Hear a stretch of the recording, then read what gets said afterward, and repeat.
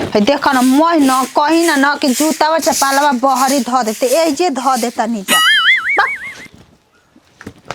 होने धरी जा जूता चप्पल मैं दुआरी पर धइले रहत नहीं जा बाहर बाहर के चिकन कइले रहत नहीं तब न ई हाल कइले रहत नहीं रोज रोज बाहर रोज रोज न एक तो मम्मी जी ऐसे चिचिरात रही ना बार और देख के मैं बाहर आ गलो जतन बर्तन तो धो के तनी से सूत तब 1 घंटा तो कता हाँ ये छोटू बबुआ के फोन हटे बड़ा ढेर दिन के बात कहले बने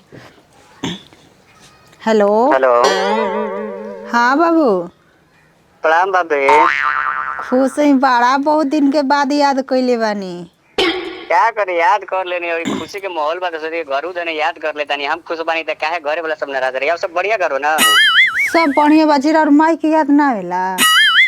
माई के तो याद आवे कर लाइसेंस थोड़ी नहीं कि माई के कोई बुला जाए मम्मी सब ठीक बन कर ना अरे बबुआ का कहीं आपके माई न बहुत रोत रोत नु इतना बीमार पड़ गेल है अच्छा अच्छा कोनो दिक्कत नहीं है बीमार पड़े तो हम आइम घरे लगले आई 2-4 दिन में हम घरे आइम हेलो अजी बबुआ हां भाभी कहनी कि हमारा से इतना लागल रहतनी बोलत रहतनी आवत जात रहत रहनी अन्हारा धुनारा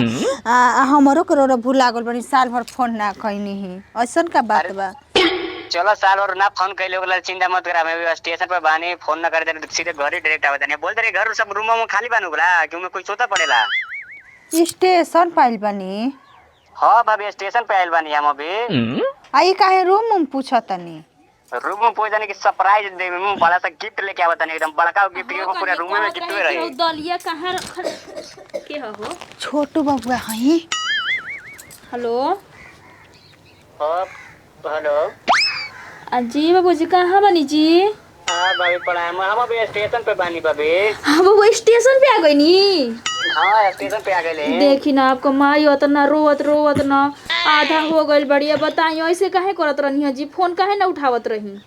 चलो मम्मी रोज रोज ज्यादा हो गइल तो अच्छा ये बताइए कितना देर में आओ तनी आप एकदम आधा से 1 घंटा में पहुंच गए नहीं आओ का एकदम पहुंचे गए स्टेशन पर उतर गए यहाँ से गाड़ी पकड़ तुरंत घर है बढ़िया सा एकदम सरप्राइज एकदम गिफ्ट लेके आवत नहीं एकदम बढ़िया सरप्राइज तो नहीं एकदम रूम में सरप्राइज का कहला हो सरप्राइज का हाल तो भाभी के खाए के हमनी के सब सराब रही अच्छा मिठाई उठाई का लेके आओ तनी के को कने बर्थडे ओडे होई त लेके आवा तनी के को तनी जल्दी आए ठीक बटे ना मम्मी जी सुनम ना तेब रहत ना खुश ना हो जाए उतना ना बबुआ जी तबीयत खराब बाटे आई बहुत खीस उतारे के बा आप समझनी चल गइल बनी बाहर त भुला गइल बनी हमनी के अच्छा मम्मी की तबीयत ठीक हो जाई हम आइब देख के खुशी से मम्मी की तबीयत ठीक हो चल ठीक हो जल्दी आई ना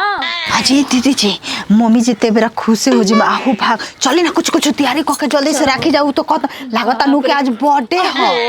के कर बर्थडे हो लइका के तबन कतन कुछ सरप्राइज लेके आवत बर्थडे नहीं बाद में वो आओ तो ना तो ओसे बड़ हमरा के कुछ गिफ्ट नहीं खिए कनिया जाता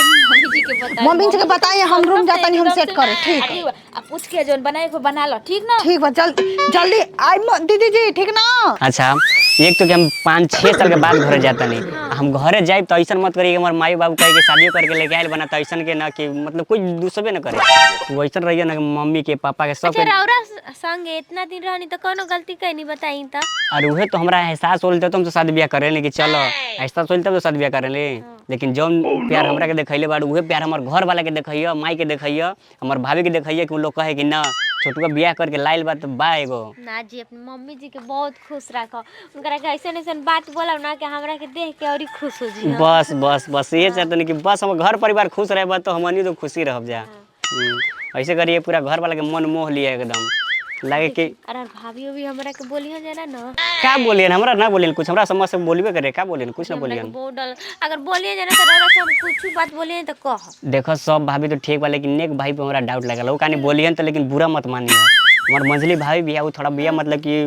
टेढ़ी जैसे होला ना घर में कुछ बोल देवे लेकिन ओका बात के बुरा मत मानिए हमरा से बताइए कि का बा ठीक बा ना रौरा ठीक रह के सब कुछ ठीक हम ठीक रहबे एकदम हमरा ला टेंशन मत लगे ठीक रहम कि ना ठीक हम तो हमेशा ही ठीक रहब कितना दूर बाजी और अब तो चले नहीं दूर कहां बा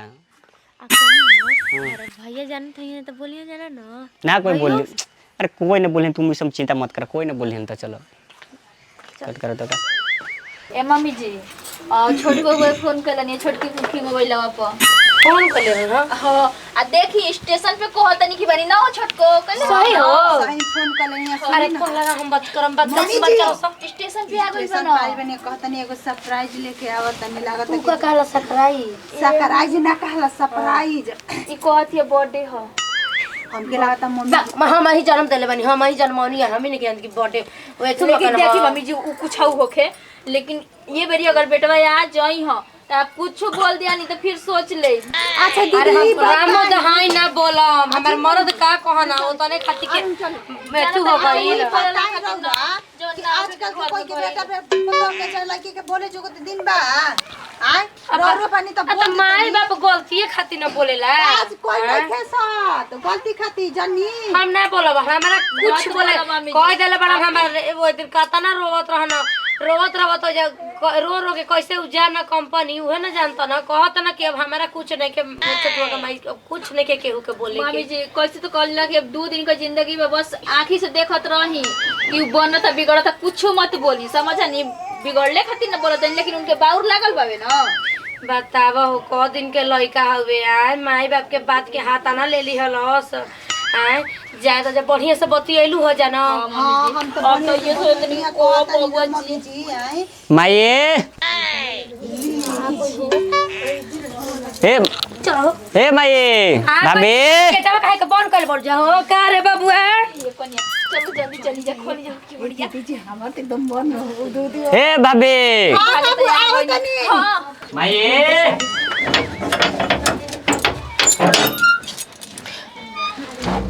गोल लग तुम्हें खुश रह हम माई के तो भुलाइए गई रहल हम माई तो तारा खातिर मरिए गई रहल हिय कैसे भुला जाए गोल लग हई कैसन लड़की रे हां हई कैसन लड़की लड़की नहीं गई सरप्राइज बा सरप्राइज मतलब सरप्राइज मतलब हम शादी कर लेले बानी चल तू पहले है नहीं आगा ना में आ यही से तू फोन ना करत रहले हम माई के बुला कर रहले ह 1 साल की बात लवटल ह 1 साल की बात हो तन के घर में समझता नहीं पहले चल सा घर में चल सा बता माने निमन काम कइले है ना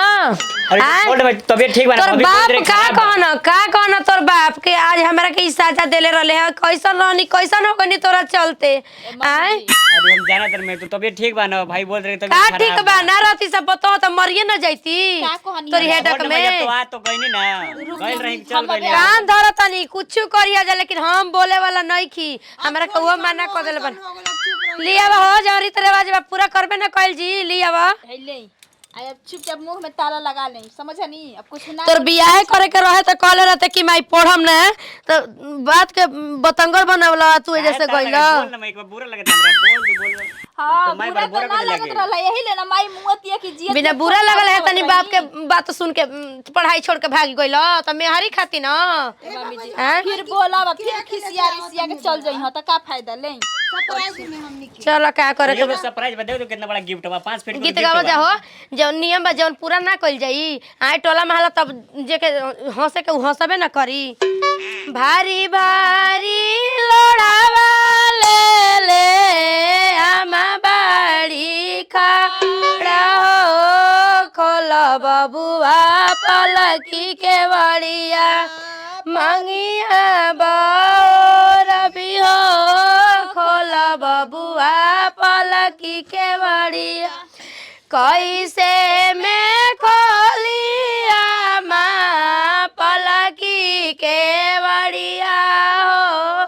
मोर जांगे उतरल बाड़ी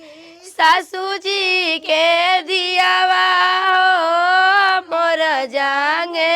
उतरल बाड़ी सासू जी के दियावा हो मोर नरमी कलैया बबुआ धीरे से दबैया हो उठी के बैठी जाई है सासू जी के दियावा हो उठी के बैठी जाई है सासू जी के हाँ जितना सपना देखले रही कि छोटुआ के बियाह में हई कल जी हो कल जी आज पूरा करवा लिहन खड़े खड़े लाले लाले पुड़िया भाभी पा कवहू ना पवली तबले छोटुआ बबुआ दुल्ही लेके आइले हो तबले छोटुआ बबुआ दुल्ही लेके आइले हो भारी भारी लोढ़ावा ले ले भाभी बाड़ी खाड़ा हो खोला बबुआ पलकी के बड़िया हाँ शादी करम पढ़ा तनी नौकरी लाग जइता आज ही दिन देखा नहीं तब गोलवे नु बाकी बा कुछ का जत रही झासा हो ऐसे तो बोल के लेका हो चला लेका चला का कहियन अब त ई रहियन त जरमे ना करियन बिना जनल का आइल बड़ी घूमत रहलू धरे घूमत रहलू भैया गोदी छोटू गोदी आइलू उतार चल दुलाही काचो ना देखाइलू उतार चल दुलाही काचो ना देखाइलू उतार चल चलो भाभी कने से सब मिल ल मिला देती भाभी कने से चलो तो फिर चल जाए बाहर और तो फिर कब केकरो से भेंट मुलाकात जी अभी चल जाए ना यार गांव में आइल बने उतना दिन के बाद कहीं तो घूरे फिरे जाइब ना चलो भाभी कने से मिला देता नहीं तो कुछ जाने तो ये नहीं कि घर में के कहाँ नहीं तो अपने मन ही चल जी तो हम का करबे तो उहे सब दिखा देब ना कि घर में है चीज है बा ओ बा सब भाभी भी सब मिला दे तो सबसे हंस बोलते रहिए जाओ का चलो इधर अब अहो नींद लेखा लागत हवे हमार ढीले तड़ू तो सुनी ना दीदी का पानी के छोटे की उम्र में कम बेबा केतना सुंदर ओकर व्यवहार हजी बोले चाले में सब कुछ आइए हो बिटवा देखो आइए कोई ना हां मोने ने खोज दे कोनो दिखते नहीं कोने ये ना क्या कर हां अब मेहरा रुके के भौजाई लौकी हंस आपके ना हमर दोनों के मेरा रू के देखा था ना भौजा ने लगा तो देखो घर में बढ़िया से मिलजुल के रहिए ठीक ना बड़की दोनों हाथे कैसे लड्डू खाई हैं दोनों हाथ से खाई ले जाला बड़की भौजी मजली भौजी अच्छा भौजी माई कहां गई अब माई गोइल बनी बयाना देवे मिठाई के और बयाना ओकर खइले बानी बाइन साइन ओकर खियाइब न जी आई गांव टोला माला के बियाह शादी कंगिया बिजावेला बाइन न आवेला तो ओकर सब खियावे के पड़ी न चलो ठीक है अभी इनकरा कुछ समझा दिया ठीक ना हम जात नहीं उधर देखे माई के ठीक बा जाई का करे के बा हाय दादा ई का कहत का करे के बा